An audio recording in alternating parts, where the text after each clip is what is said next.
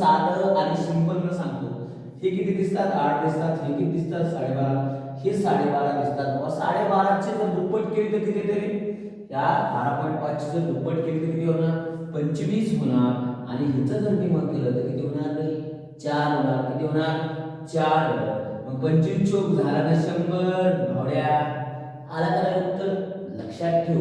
आता ह्याचा जर गुणाकार कोणी विचारला तर याचं उत्तर असणार 100. बघा हे तसंच त्याचप्रमाणे हे देखील. आता बघा 3.5 गुणिले 16 आहे. आता मी म्हणलं 3.5 ची जर दुप्पट केली तर किती येते? 7.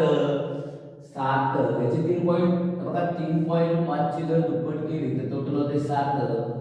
टोटल होते 7 आणि 7 गुणिले ह्या ह्याची 8 ची जर निमक केलं 16 चं जर निमक केलं 16 चं निमक केलं तर 8 येते. तर किती? 7 56. 7 56 झालं नाही पण भावड्या. आता तिसरं बघ मित्रांनो, एकदम सोपं आणि मॅथ म्हणजे एकदम इझी. ओके, जितकं तुम्ही त्याच्यामध्ये शिकता तितकं कमीच आहे. लक्षात ठेवा. आता ह्याचं बघा ह्याचं किती? 29. ह्याची दुप्पट केल्यानंतर किती होती? 29. आणि ह्याचं निम होतं 12 चं निम किती होते? 6.